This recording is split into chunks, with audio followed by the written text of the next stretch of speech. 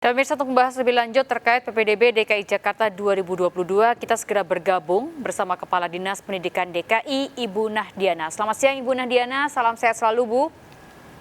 Selamat siang Mbak Lady Marina, sehat ya? Baik Ibu Nahdiana, seleksi jalur prestasi pada PPDB DKI 2022 baru saja berlalu. Ada sejumlah pertanyaan dari orang tua siswa peserta PPDB. Mengapa nilai prestasi akademik bobotnya hanya 30%? Apa dasarnya Bu? Ya, baik. Penyelenggaraan PPDB di Provinsi DKI Jakarta tentu menyelaraskan kepada Permendikbud nomor 1 tahun 2021. Di dalam Permendikbud nomor 1 tahun 2021 ini yang berisikan tentang penerimaan peserta didik baru dari taman kanak-kanak, sekolah dasar, sekolah menengah pertama, sekolah menengah atas, dan sekolah menengah kejuruan, ini menyatakan bahwa PPDB itu melalui jalur prestasi ada di pasal 2 ayat 2 ditentukan berdasarkan nilai raport dan prestasi di bidang akademis dan non-akademis. Jadi jalur prestasi ini menunjukkan anak-anak prestasi baik di prestasi akademis maupun non-akademis. Maka pemerintah Provinsi DKI Jakarta melalui Dinas Pendidikan ini melihat kemampuan prestasi peserta didik secara holistik, secara menyeluruh.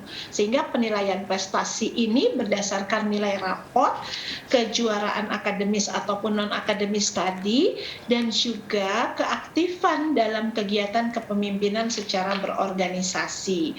Bobot nilai 30% ini merupakan nilai optimum untuk mengapresiasi nilai raport dan memberikan peluang kepada variabel lain untuk berkontribusi dalam pencapaian nilai. Jadi indikatornya dalam penilaian prestasi secara menyeluruh ini ada nilai raport, ada persentil nilai raport itu sendiri, ada prestasi akademis, ada prestasi non-akademis, dan persentil non-akademis. Jadi secara menyeluruh, sehingga seluruh itu diberikan bobot, sehingga 30% ini adalah bobot maksimum untuk nilai raport. Begitu Ibu Lady. Tapi Bu, dengan kondisi seperti ini, siswa pintar tidak memiliki sertifikat, ini akan kalah bersaing Bu dengan siswa yang memiliki sertifikat non-akademik saat mendaftar di jalur prestasi. Sementara peluang masuk zonasi pun tipis. Apa komentar Ibu? Ya, jadi begini, kita kembali tadi persoalan prestasi, ini kan kita melihatnya tadi secara holistik, secara menyeluruh gitu ya. Jadi di dalam Permendikbud nomor 1 pun jalur yang dibuka itu ada 4 jalur. Ada jalurnya prestasi, ada jalurnya zonasi, ada jalur afirmasi, dan jalur perpindahan orang tua. Lalu ketika tadi dikatakan kan peluang masuk zonasinya juga tipis. Peluang masuk zonasi, kita melihat ini di dalam zonasi ini, kita memang harus melihat bahwa tidak hanya fokus prestasi tadi pada nilai-nilai akademis saja.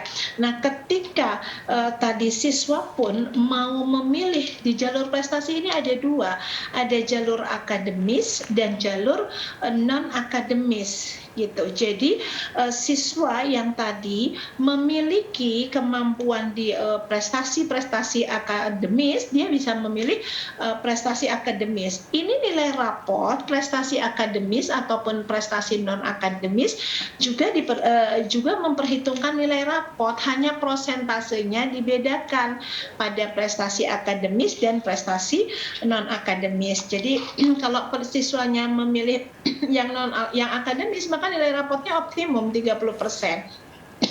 Tapi kalau pesertanya ini memilih non-akademis, maka rata nilai rapotnya ini adalah 10%. Itu yang dimaksud tadi. Jadi kalau zonasi ini memberikan kesempatan sebetulnya yang sama peluangnya dari yang mendekati sekolah. Itu Ibu Lady. Baik, Ibu, kabarnya ada inovasi baru pada PPDB 2022 dengan mengikut sertakan sekolah swasta. Seperti apa ini Bu? Inovasi yang dilakukan oleh pemerintah Provinsi DKI Jakarta melalui Dinas Pendidikan ini, kita melakukan pelibatan di sekolah swasta pada PPDB ini. Ini juga menyelaraskan dengan Permendikbud nomor 1 tahun 2021 tadi. Ini kalau lebih dikenal itu adalah PPDB bersama. Ini kita selenggarakan di tahun 2021. Kenapa dilakukan PPDB bersama ini?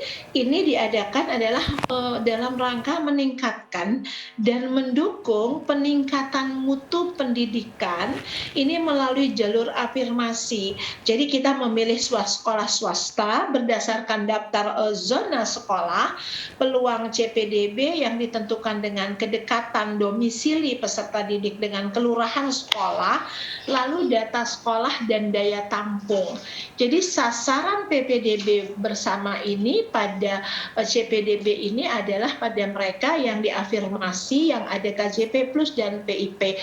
Ini dalam rangka kita juga menjamin tidak adanya anak yang putus sekolah. Dan ini tidak dipungut biaya, dibiayai selama 3 tahun. Inovasi di tahun 2022 ini kita mulai melibatkan SMK. Kalau 2021 ini baru ada SMA, 8 sekolah SMA yang bergabung. Pada tahun 2022 ini melibatkan SMK.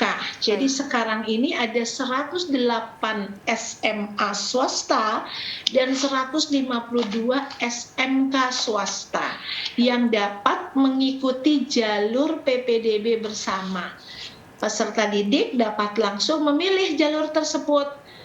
Dan ini juga diselenggarakannya bersamaan dengan jalur-jalur yang ada. Baik. Jadi 13 sampai 17 Juni ini untuk tahap 1 dan 20 sampai 24 Juni ini untuk tahap kedua. Baik. Jadi inilah yang dilakukan untuk mengurangi keterbatasan daya tampung, karena ingin kami memberikan kesetaraan dan kesempatan yang sama kepada warga DKI Jakarta. Baik, begitu, Ibu Nadia. Baik, terima kasih atas waktu dan penjelasannya Ibu Nahdiana, Kepala Dinas Pendidikan DKI Jakarta. Sehat selalu Bu dan selamat melanjutkan aktivitas kembali.